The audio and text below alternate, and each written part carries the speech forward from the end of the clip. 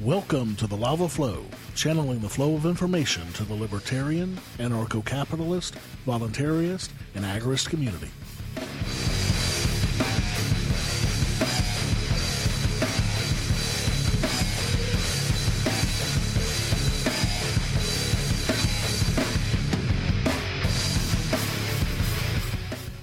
I'm Roger Paxton, and from the state that has the only active diamond mine in the U.S., this is the show that will bring you the people, places, and events that everyone in the Liberty Movement needs to know.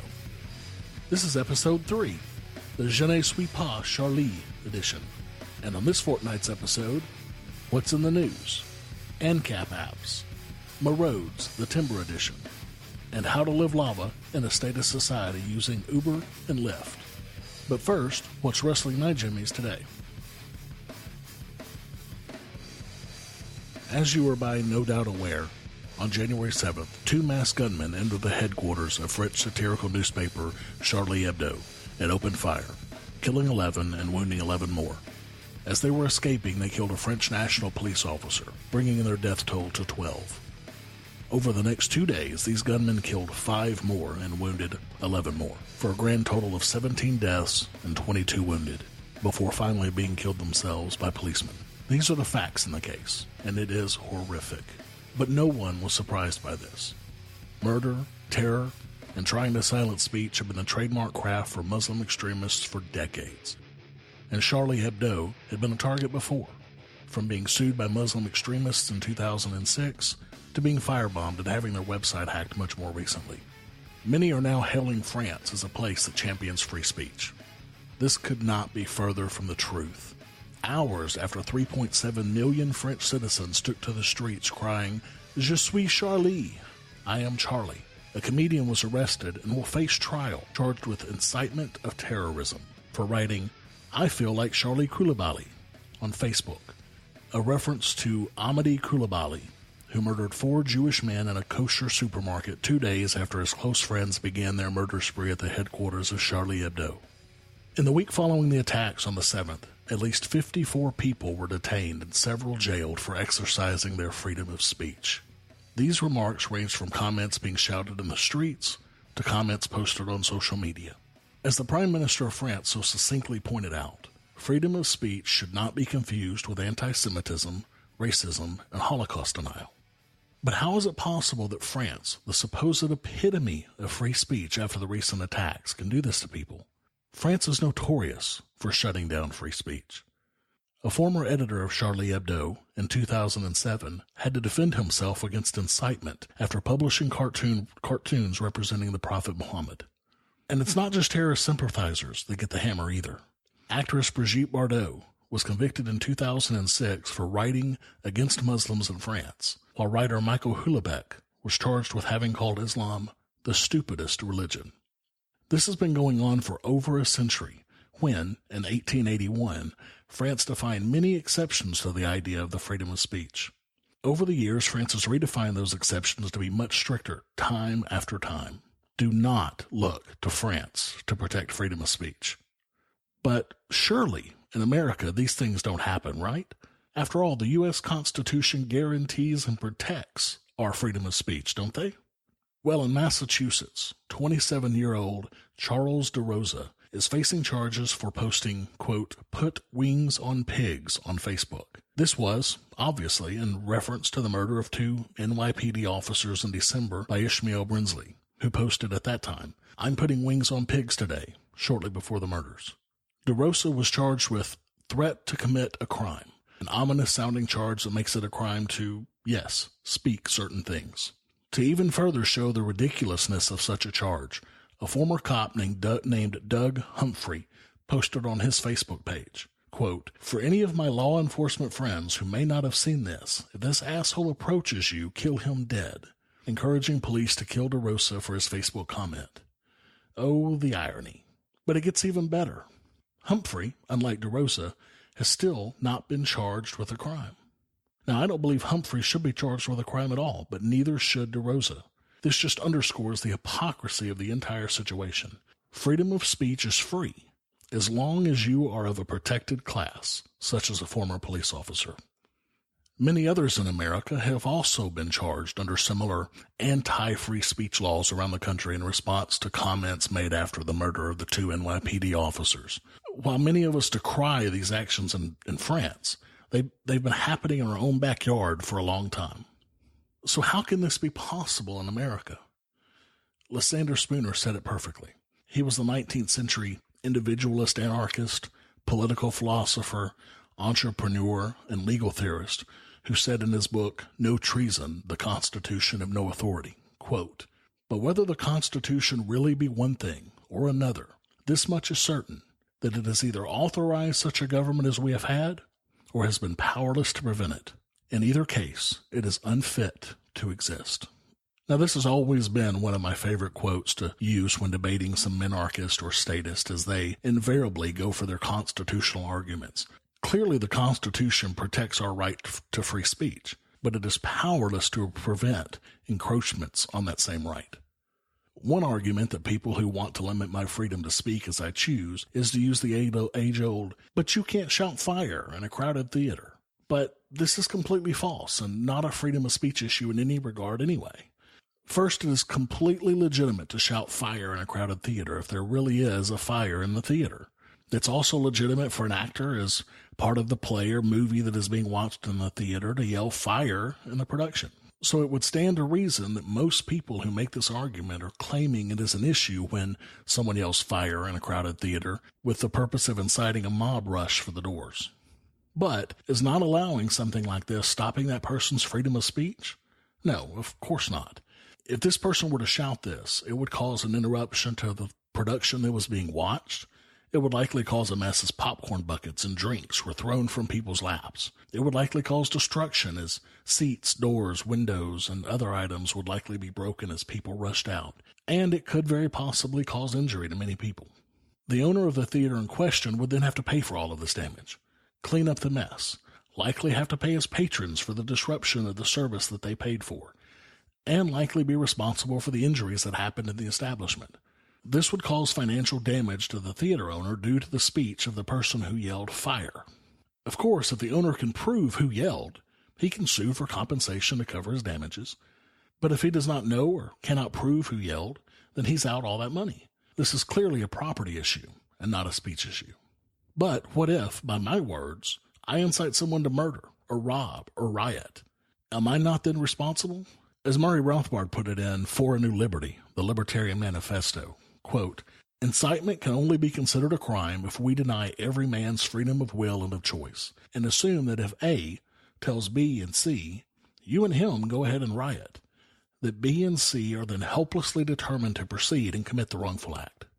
But the libertarian, who believes in freedom of the will, must insist that, while it might be immoral or unfortunate for A to advocate a riot, that this is strictly in the realm of advocacy and should not be subject to legal penalty. Of course, if A also participates in the riot, then he himself becomes a rioter and is equally subject to punishment. Furthermore, if A is a boss in a criminal enterprise and as part of the crime orders his henchmen, you and him go rob such and such bank, then of course A, according to the law of accessories, becomes a participant or even leader in the criminal enterprise itself. But what if you threaten someone, as in situations we have seen above with DeRosa and Humphreys? Should this be illegal in libertarian law? Well, it depends. Is the threat an immediate and a credible threat? If I'm standing in front of you holding a gun and I say, "I'm going to kill you," this is clearly an immediate and credible threat. If I'm talking to you on the phone and I say to you, "If you do that again, I'm going to kill you," this is clearly not an immediate threat. If I wear a shirt that says, "All pigs must die," because I like the band God is War, that is not an immediate or credible threat. DeRosa, Humphreys, and arguably even the initial threat by Brinsley on Facebook were not immediate or credible threats. But even if they were, are these freedoms of speech issues? No. These are property issues as well, just as in the case of someone shouting fire in a crowded theater. There is no piece of property more important to any man than his own body, because without his own body being sustained and kept alive, he can own no other property. If someone makes a credible and an immediate threat to harm or kill you, you have the right to stop that threat, whether that be by protecting yourself from the threat or paying a security service to protect you, or both. And this points to another issue with France. Not only do they limit speech by limiting property rights, my right to post a comment on a website that allows it without being kidnapped or stolen from in the form of fines, but they also prevent my ability to protect myself from credible threats. They do this by having very, very strict gun laws, which is also an attack on my property rights. As I've pointed out, all of the issues described above come down to basic property rights. It can be, and has been said by many libertarians, that all legal theory comes down to property rights. France does not care about my property rights, nor do the vast majority of its people. Nor does America, or the vast majority of its people. The same could be said for the majority of people everywhere, as anyone who advocates for taxes, or gun laws, or speech laws, or any other law other than those which protect my personal property is, by default, advocating against my property rights. The rallying cry of the people in France and all over the world has been, Je suis Charlie. But these same people, including Charlie Hebdo, advocate against my property rights. So I say, Je ne suis pas Charlie. I am not Charlie. I am Roger Paxton, and I advocate for full property rights for all.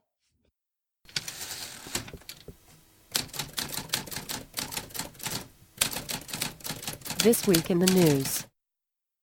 What a fascinating couple of weeks it has been in the news. Of course, I've already touched on the terrorist attacks in Paris, but there is still plenty more that we could talk about. The trial of Ross Ulbricht, alleged to be the Dread Pirate Roberts, who ran the notorious Silk Road site in the deep web that allowed for black market trading of illegal goods and services, began in New York. This trial is important for many reasons, but most importantly, what it will mean for internet freedom. Website hosts should not be responsible for actions that take place on their sites. As a website host myself, if two people were to use the comment section on my site, for example, to conduct illegal activity, then I could be held responsible for it. This will break the internet completely.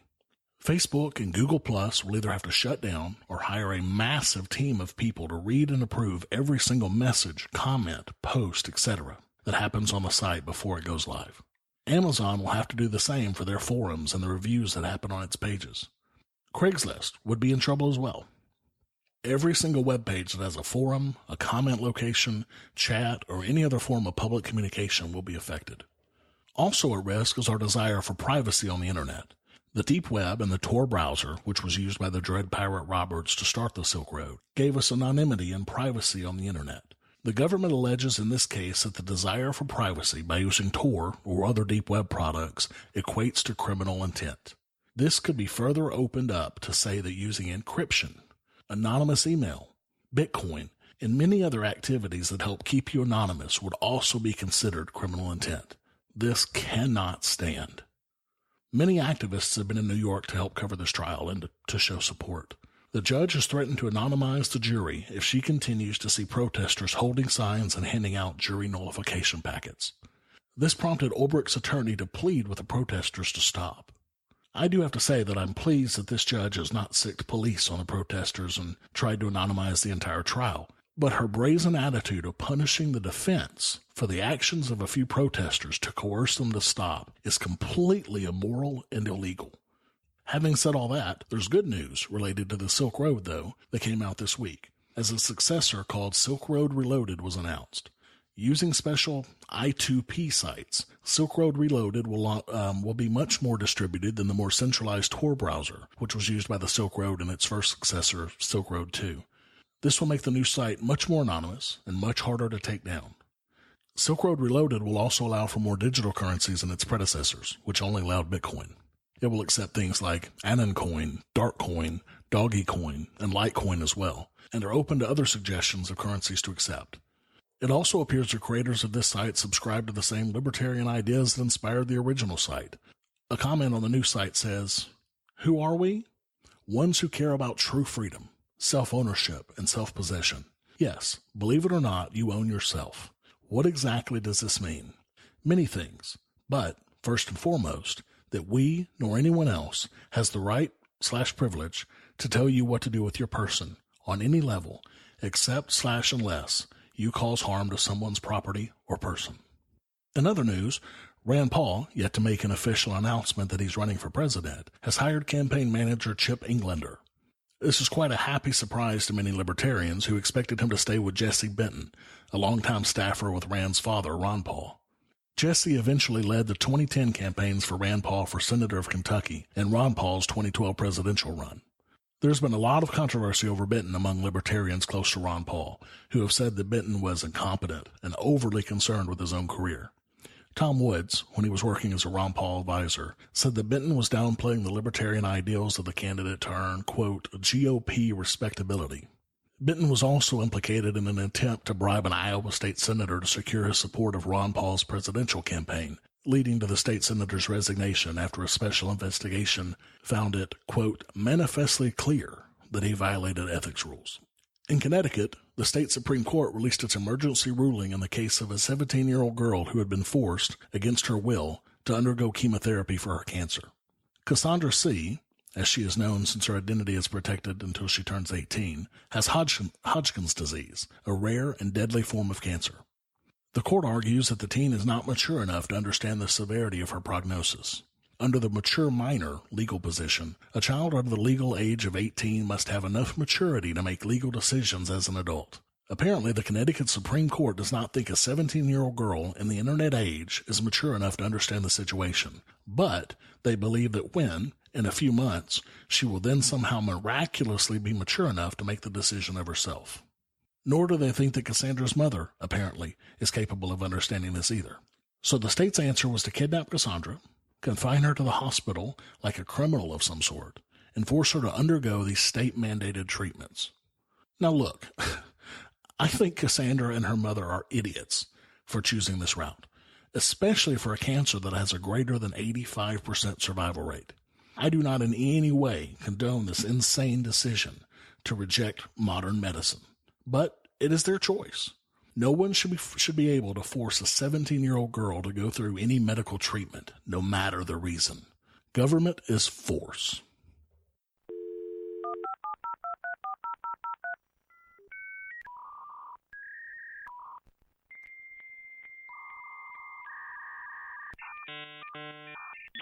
Ancap Apps. This is a new periodic segment where I will let you know about new phone, tablet, and computer apps that have applications for privacy, security, free market, and other applications that will help libertarians live the life they want to live without force. In this first iteration of this segment, I want to introduce you to Peerio, created by 24-year-old Nadam Kobisi. Peerio is a single platform designed to encrypt everything you and any group of collaborators do on your desktop. It will allow you to encrypt everything from instant messages to online file storage. It can then be used on Windows and Mac, as well as with a Chrome plugin. It will be releasing the mobile platform soon. It works much in the same way as Gmail does, with email, instant messages, and Google Drive features. Unlike Gmail, however, all communications through Peerio are end-to-end encrypted. These communications cannot be decrypted by anyone except the recipient, not even someone with access to the Peerio servers itself. As Kobisi said, with Peerio, everything you share or communicate with your team is secured with state-of-the-art encryption, and it's as easy as using Gmail. You don't need to learn to use it. Peerio brings crypto to where the people are. Currently, while in beta, Peerio's online file storage is limited to only 400 megabytes, but that will climb in future updates. Once the platform becomes fully open for business, there will be a charge for premium features such as storage beyond the 1 gigabyte free limit and other premium features. Peerio is open source, so anyone can look at the source code to see how this stacks up as a real privacy option. German security firm Cure53 audited the program for any bugs that would be a security hole that could allow an eavesdropper to decrypt the communications. Other than some non-crypto-related bugs, all of which have since been fixed, Cure53's penetration tester gave it the thumbs up, saying, quote, "We had a positive impression about the whole thing." I've installed the beta myself to check it out, and it looks very solid so far. Add me as a contact on Peerio using the contact name The Lava Flow, all one word, or by my email address, roger@thelavaflow.com, and let's start communicating without the alphabet agencies listening in. Hey, Doc, we better back up. We don't have enough road to get up to 88. Roads? Well, we're going, we don't need roads. Back in December, a Reddit user by the name of Ghost of RFS posted an article called my experience with private roads and why libertarians have no idea what they're talking about. He comes from the perspective of a forestry intern for a major timber company and traveling the timber roads in that capacity. As I happen on this article, I'm currently in the middle of reading Walter Block's famous tome, The Privatization of Roads and Highways, Human and Economic Factors. So while reading this article, I was banging my head against the desk the entire time. I thought, to save my head, I would take some time to refute his elementary and rudimentary arguments. First and foremost, this guy entirely makes the case for us that there are currently, as we speak, private roads in existence and in use on a daily basis. He has already conceded one of the main points that most people use as an objection to private roads. Who would build them? Well, the people who need them, or the people who can profit from them, would build them, as in the case of the timber roads. Having conceded that point, though, and trying to make it sound as though libertarians had absolutely no idea that there ever actually had been private roads in the first place, he continues on with discussing how terrible these roads are. He first laments the fact that these roads are barely regulated. As libertarians, we understand that this is not only something not to be lamented, but it is something that should be praised. He makes the case that there are no limits on truck weights on the roads or how your roads can be built, which sounds perfect to me, frankly. If a private company wants to make a road that will hold a truck hauling 250,000 pounds or more and charge those types of trucks a premium based on the amount of damage that they can cause to the road, then more power to them.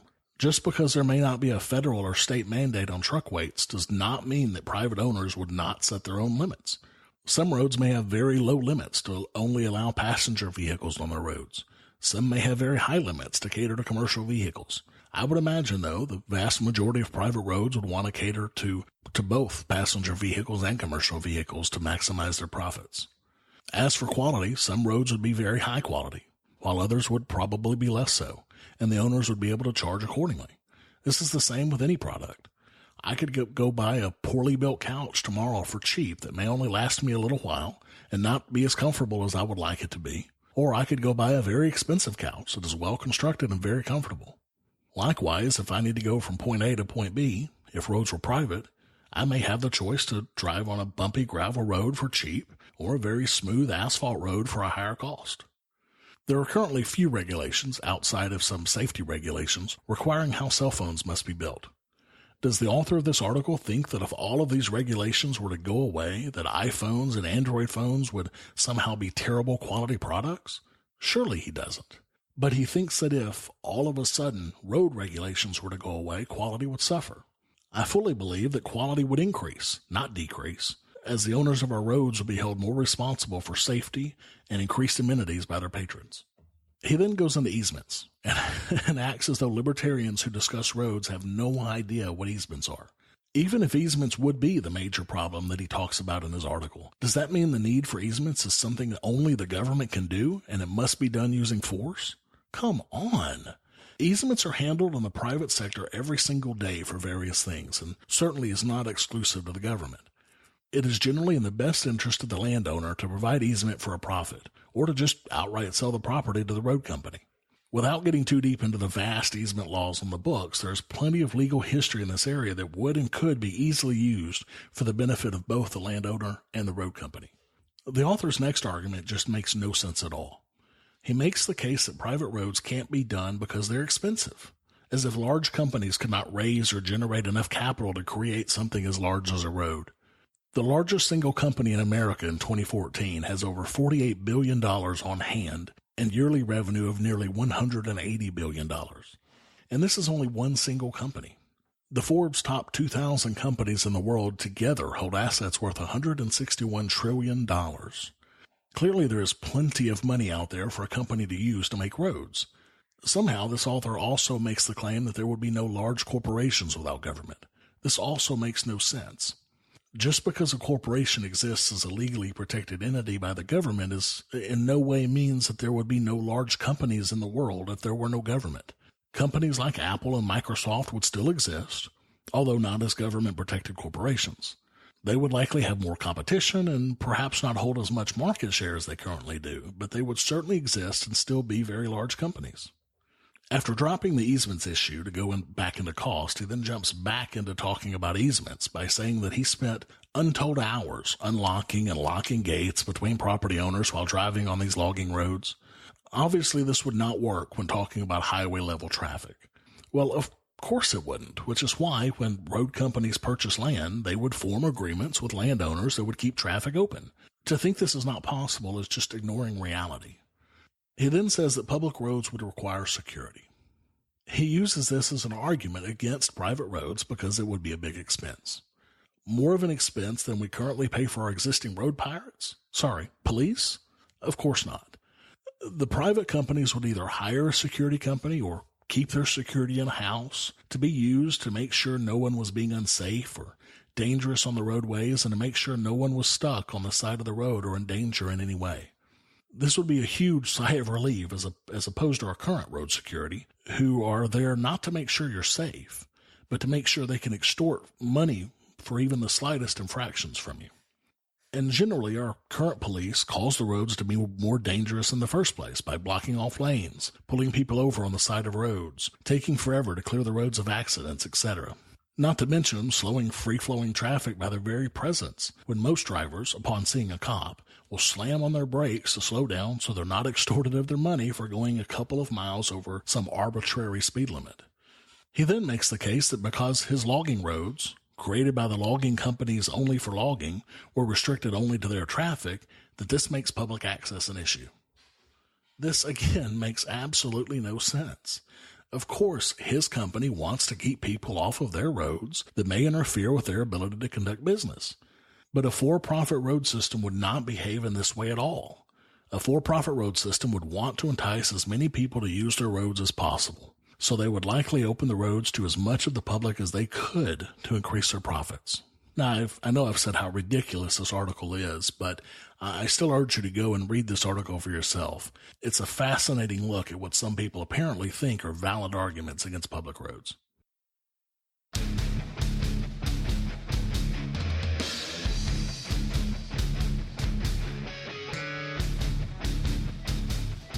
Talk the talk. Do you walk the walk? In the last episode, we discussed why and how to use precious metals and Bitcoin to reduce your dependency on the government. Today, we'll talk about Uber and Lyft and why you should use them. Currently, the taxi systems in most major cities are heavily regulated and require the cab owner to either purchase or rent a very expensive token from the government, which is essentially a government license giving that cab owner the privilege of driving you where you need to go for money. Keep the government out of your life as much as possible by using Uber or Lyft instead of a taxi. These services are not taxi services, but they do essentially the same thing. Using your smartphone, you can have an Uber or Lyft driver come pick you up and take you where you need to go, just like a taxi, but the government is not involved at all. You can see the rate it will cost you to get from point A to point B, even before stepping foot in the vehicle, and pay using your smartphone easily and quickly. With services ranging from luxury vehicles to larger vehicles for more people to GPS tracking to know how far your driver is from picking you up to split pricing for you and friends to share a ride easily and others, technology and lack of government regulations are doing for the taxi service what the smartphone did for the telephone. And if you have a reliable vehicle and want to help people while making money, become a driver for one of these services. It's easy to get set up, and you can start making extra money just a few days after applying. I guarantee you won't ever ride in a cab again after trying one of these services.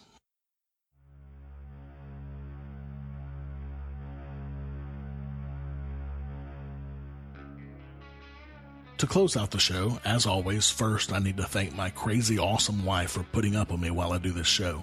I also need to again thank Sheltered Life for allowing me to use their music in this show.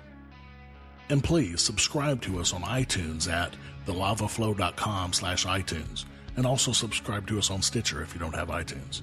Like us on Facebook, follow us on Twitter, and if you like what you hear on the show, leave us a bit of feedback. You can also send us feedback by sending email to feedback@thelavaflow.com. In a few episodes, I'll be starting a segment called Ask Me Anything, where I take your questions from Facebook, Twitter, and email and attempt to answer them. You can email askmeanything@thelavaflow.com, and I'll pick a couple of questions to answer each show. Starting soon, I will also be inaugurating a new segment where I tell you all about upcoming libertarian events around the country and around the world. If you have an event that you want me to talk about on here for free, just send me an email to events@thelavaflow.com.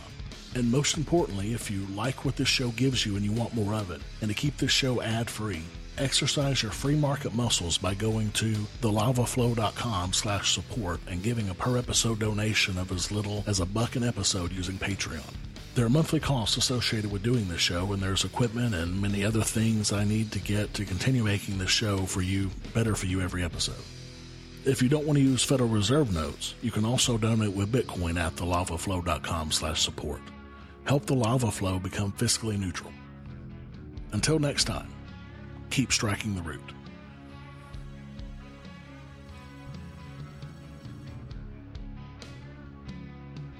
This has been a Pax Libertas Productions podcast.